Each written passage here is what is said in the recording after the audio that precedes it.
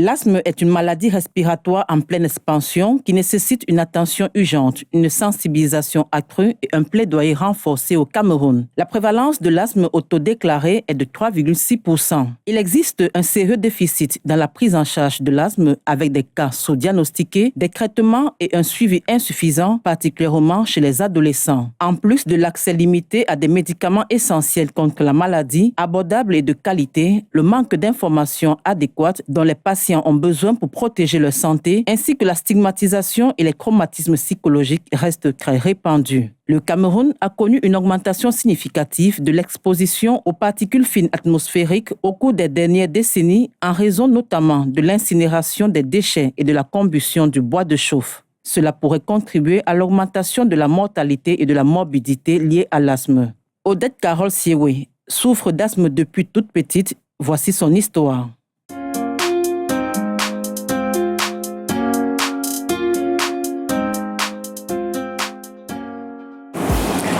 Oui, je m'appelle Odette Carole Siewe, je suis agent de sécurité dans une entreprise de la place. Je ne peux pas donner la date exacte, mais je sais que ça fait plus de 30 ans que je suis asthmatique.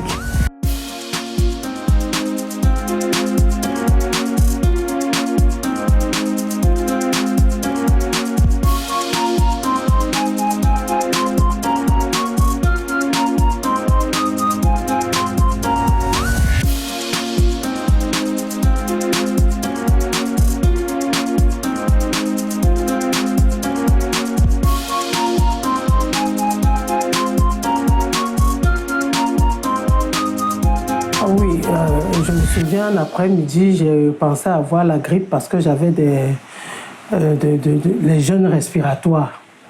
Bon, ça sifflotait. Et quand ma mère est passée, elle m'a dit, toi, tu es à l'asthme.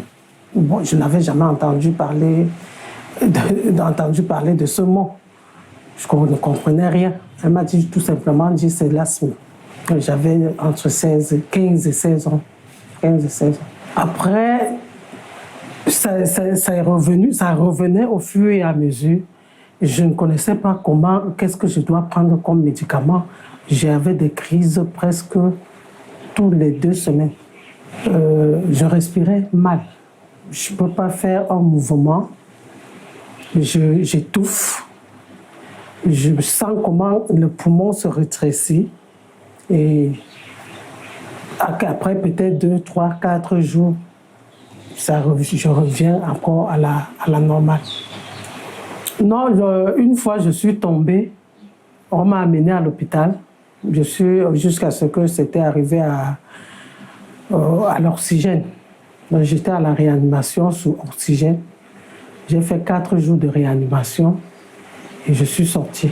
Et après, on m'a prescrit de la ventoline. La ventoline, ça ne donnait pas parce que la maladie était déjà chronique dans moi. Donc la ventoline ne me convenait plus. Là, maintenant, je me battais avec les comprimés venant du Nigeria, Asmanol. Je prenais 2 à 4 comprimés chaque jour pendant au moins 10 ans. Bon, on m'a fait comprendre que je suis en train de tuer encore plutôt mon organisme parce que sans ces comprimés-là, je ne dormais pas. Tant que je ne prenais pas ces 2 comprimés, je devais avoir automatiquement une crise. Ayant la ventoline en main.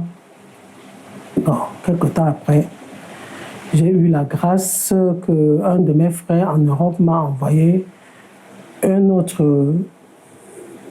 une autre forme de ventoline, le Seretide. J'ai pulvérisé, j'ai inhalé une fois. J'ai pris le risque de dormir sans prendre les comprimés. Et je me suis retrouvé le lendemain sans crise. J'ai passé la journée, j'ai encore dormi, je n'ai pas eu de crise. J'ai dit, ça y est, j'ai eu mon médicament. Et depuis ce temps, avec le Seretide, je suis un peu à l'aise. Parfois, quand les gens s'amusaient, j'étais incapable de m'amuser parce que trop de joie, tu as une crise. Tu te fâches, c'est un problème. Donc, ça a été un peu difficile de vivre avec. Parce que je ne connaissais pas déjà maîtriser la maladie. Je faisais n'importe quoi et n'importe comment, comme toute jeune fille adolescente. Aller en boîte, danser, sauter. Bon, depuis que j'ai compris que je connais la maladie, lui et moi, on se bagarre. Dans le sens déjà même de la nutrition, parce qu'il y a des choses qui provoquent. Ça dépend de n'importe qui. Moi, par exemple, quand on met l'huile au feu et que la vapeur sort, je ne peux pas rester à côté. J'ai commencé à fuir. Je ne peux pas aller au marché, je traverse là où on vend le piment. Parce que si j'éternue, c'est déjà une crise. Quand on est dans la joie, je me maîtrise un peu. Je fais avec réserve et je parviens à contrôler. Les médicaments ne sont pas facilement accessibles. Parce que ce n'est pas... Il y a des maladies qui ont une prise en charge, mais l'asthme n'a pas une prise en charge. Donc, à chaque fois, on doit te faire une ordonnance et tu dois aller acheter à la pharmacie. Je dirais que l'asthme, c'est une maladie qui est beaucoup négligée. Parce que je vois des conférences parfois par rapport à certaines maladies, mais je n'ai jamais vu une conférence concernant l'asthme.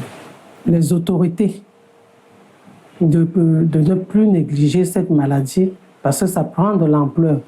Avant, on appelait ça la maladie des vieillards. Aujourd'hui, même un enfant de 2 ans est asthmatique. Donc, comme on l'a fait pour la tuberculose, je proposerais qu'on le fasse aussi pour l'asthme. C'est pas facile d'utiliser un inhalateur, 2 inhalateurs en 1 mois. Pour quelqu'un qui ne travaille pas, c'est pas facile. Et les médicaments sont vraiment coûteux. Les examens même sont coûteux, très coûteux. L'inhalateur, au départ, c'était à 3200, 3050, mais j'ai été surpris dernièrement d'aller à la pharmacie. On m'a dit que c'est venu à 4200. En 1 mois, j'utilisais 2 à 3. Donc, au trop, 14 jours, ça finissait. Parfois plus. Parce que ça venait en cascade. À chaque fois, il faut que tu pulvérises. C'est écrit 2 inhalateurs par jour ou 2 fois par jour. Mais tu peux inhaler maintenant en marchant peut-être 100 mètres, ça revient. Et tu es obligé de remettre. Déjà, c'est une maladie que je n'aime pas cacher. Je ne cache pas personne. Quand quelqu'un vient, la première chose que je lui dis, je suis asthmatique. Beaucoup ont fui. Beaucoup ont fui. Ceux qui sont restés avec moi sont ceux-là qui m'ont aimé véritablement, comme on dit. Bon, côté professionnel, j'ai beaucoup perdu les postes. Parce qu'on ne pouvait pas me mettre dans un poste où il y a le climatiseur, par exemple. Ça devait me déranger. J'ai la compétence, je peux bien faire, mais je ne peux pas. Donc ça a influencé négativement ce côté. Côté vie active, j'étais une sportive hors pair. Donc, ça a surpris tout le monde que c'est dans le sport, parce que j'ai commencé à jouer au ballon très jeune, que j'ai eu l'asthme. Et tous mes coachs et autres pensaient seulement que je ne voulais plus jouer. Je leur ai dit, je ne peux plus, parce que dès que je cours, la respiration bloque. C'est comme si je vais vraiment m'évanouir. Donc, de ce côté, c'est ça même qui m'a fait trop mal, parce que j'aimais le sport, je voulais foncer dans le sport. J'ai dû arrêter à cause de l'asthme. Une fois, je me souviens, je suis allée, on m'a invité à une fête au collège du Levant, à Bonabéry. C'était la fête de fin d'année des professeurs. Je suis allée là-bas, j'ai mangé le légume sauté. Et dans le légume, ils ont bouilli avec le sel gemme, qui me menace tellement. J'ai mangé et j'ai commencé une crise dans la salle. On a dû m'amener à l'infirmerie et me donner un peu d'inhalation. Ça m'a un peu soulagé légèrement. On m'a ramené dans la salle pour me présenter comment le collège du Levant a sauvé une vie. Les gens ont applaudi. On m'a toujours dit que l'arrière-grand-père était asthmatique et il me portait toujours. Donc en partant, il m'a donné sa chose. Aujourd'hui, ma maman aussi était asthmatique. Aujourd'hui, mon deuxième enfant, elle est asthmatique. Donc c'est un problème héréditaire. Mais ce qui me réjouit, c'est qu'on a confirmé à l'hôpital que c'est une maladie qui ne contamine pas. Ce n'est pas contagieux. C'est ça qui m'a réjoui un peu. Le conseil que je peux donner aux personnes qui ont l'asthme, c'est de rester zen. Il faut de rester zen, il faut éviter de trop se fâcher, éviter d'être beaucoup en joie et prendre la vie telle qu'elle est. Surtout marcher avec sa ventoline en main. C'est important.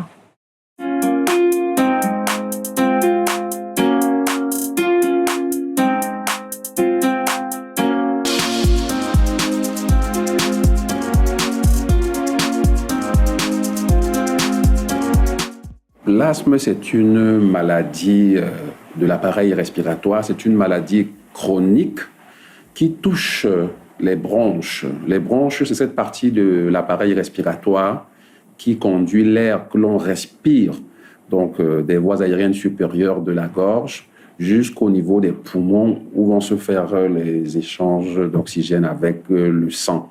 Donc l'asthme, c'est cette maladie qui se caractérise par une diminution du diamètre de ces bronches-là et qui se manifeste par des symptômes comme une gêne respiratoire, une difficulté à respirer. Le malade se sent étouffé et la respiration peut être bruyante ou même sifflante, c'est-à-dire quand le malade respire, il a l'impression qu'il y a un bruit qui résonne donc dans sa poitrine. La toux peut aussi être associée et ces différents symptômes vont souvent être plus prononcés dans la nuit ou au petit matin. Et voilà, donc avec un traitement adapté, tout peut revenir à la normale. Mais quelquefois, même sans traitement, les symptômes redisparaissent, les symptômes de la crise d'asthme disparaissent tout seuls.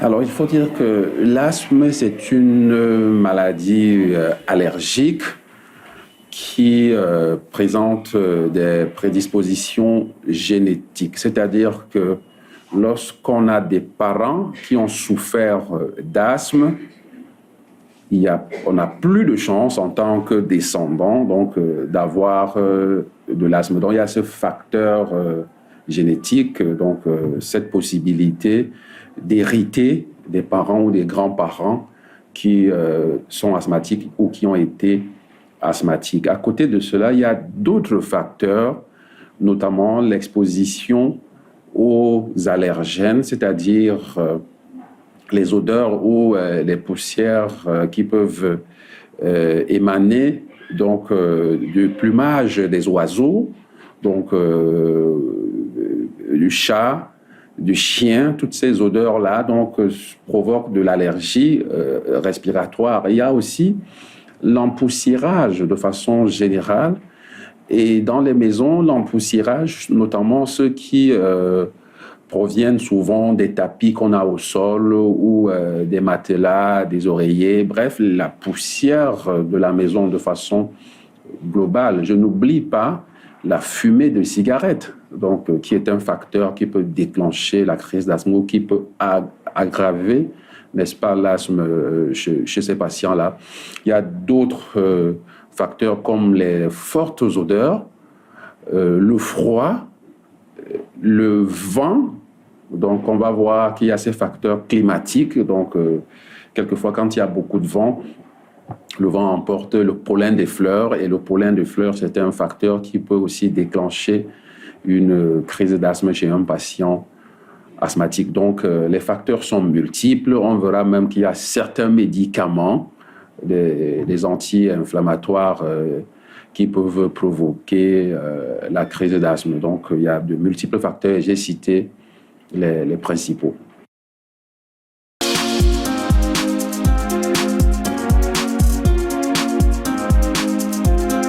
Tout à l'heure, je l'ai dit, l'asthme se manifeste par une gêne respiratoire, c'est-à-dire une sensation d'étouffement, par une toux et par une respiration bruyante ou sifflante. Voilà les trois principaux symptômes de l'asthme. Donc, si un enfant, si un malade respire et le parent donc perçoit un bruit à travers la poitrine et que l'enfant tousse, notamment aussi l'enfant peut avoir une gêne à respirer, ces trois éléments réunis là peuvent orienter vers l'asthme, surtout s'ils apparaissent ou s'aggravent dans la nuit.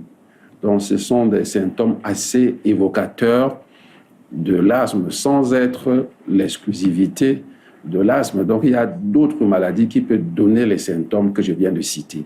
Mais, nous, à l'hôpital, quand on a ces trois symptômes, c'est-à-dire la gêne respiratoire, une respiration qui est bruyante ou sifflante, et la toux, quand on a ces trois symptômes chez un malade et que ces symptômes surviennent souvent dans la nuit ou s'aggravent dans la nuit, il y a de fortes chances, il y a une forte probabilité que ce soit de l'asthme. Maintenant, quand ils arrivent à l'hôpital, le médecin, il examine, il peut faire des examens et il peut confirmer donc le diagnostic de l'asthme.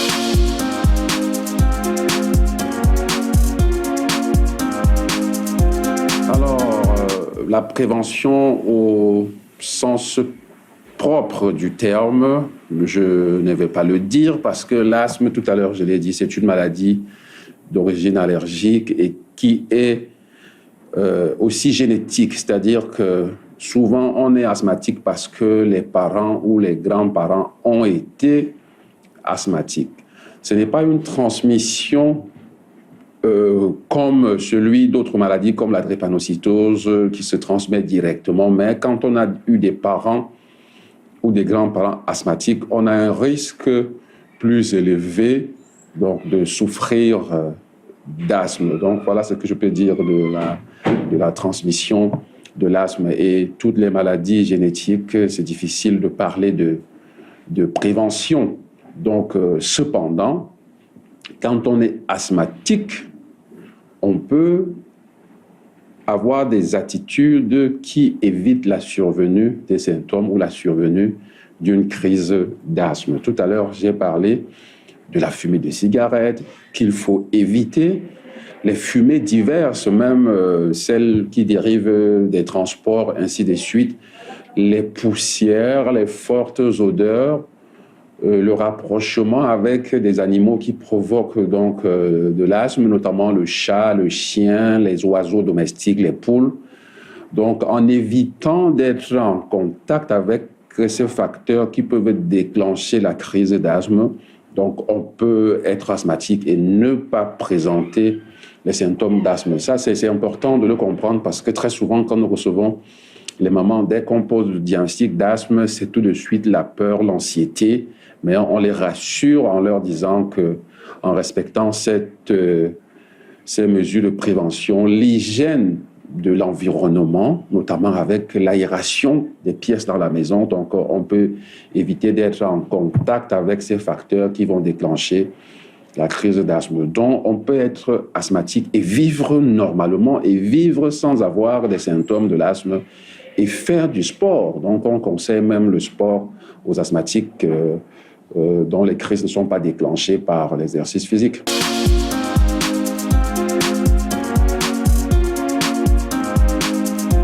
Oui, le traitement de l'asthme est très bien codifié, donc sur le plan international, même sur le plan national, nous travaillons sur le protocole national, mais le traitement, il est disponible dans notre pays, donc ce sont des médicaments qu'on peut prescrire pendant la crise. Il y a des comprimés que nous appelons des corticoïdes qu'on peut administrés aux malades pendant la crise. Il y a aussi d'autres médicaments sous forme d'aérosols ou de spray que le malade peut utiliser aussi bien pendant la crise et d'autres dispositifs que le malade peut utiliser après que la crise soit passée, parce que la crise, c'est quelque chose de ponctuel ou de quelques jours. Après cela, il faut maintenant que le malade suive les prescriptions du médecin, où on peut aussi observer un traitement qui doit s'installer dans la durée. Et étant une maladie chronique, et c'est très important ce que j'ai dit, étant une maladie chronique, il est important que les malades ou les mamans, les parents des enfants reviennent toujours au contrôle, rendez-vous par le médecin.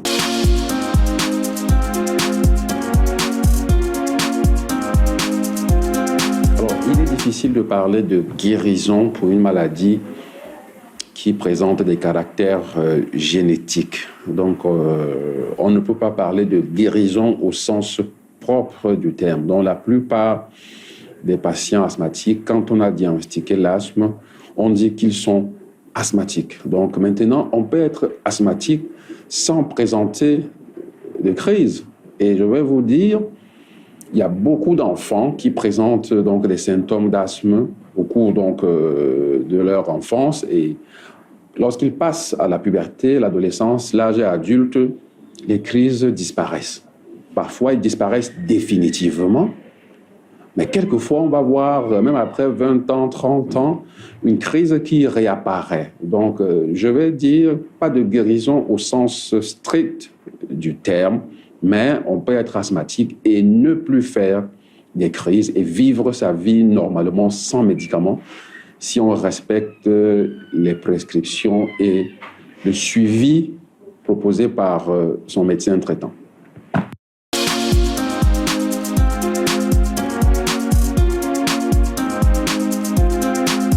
L'asthme peut tuer. La crise d'asthme, notamment, peut s'aggraver et le malade se retrouve en réanimation. Et là, il y a un risque de décès. C'est pour cela que le malade doit observer les prescriptions du médecin, ce que le médecin lui a dit de faire en cas de crise. Donc, il y a ces sprays qu'il faut utiliser, reprendre, et lorsque les symptômes ne s'améliorent pas, il faut tout de suite aller à l'hôpital, aller aux urgences pour qu'une prise en charge adaptée soit mise en place. Si le malade ne le fait pas, il arrive quelquefois que les choses s'aggravent et que le malade se retrouve donc aux urgences et il peut aller dans un service de réanimation et peut en décéder. Donc voilà, la crise d'asthme grave peut tuer.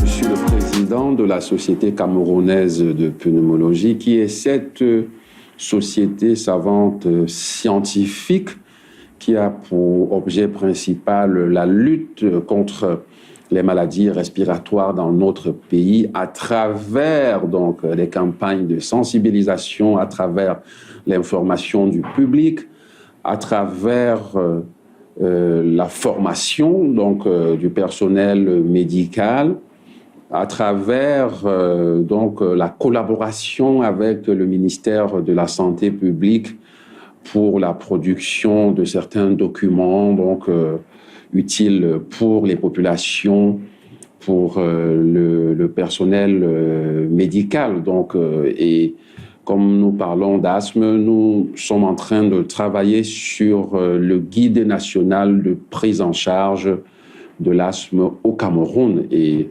notre travail est soutenu et supporté par le ministère de la Santé publique. Donc, quand il sera validé, nous allons le proposer donc à la tutelle et diffuser ce document sur tout le territoire national.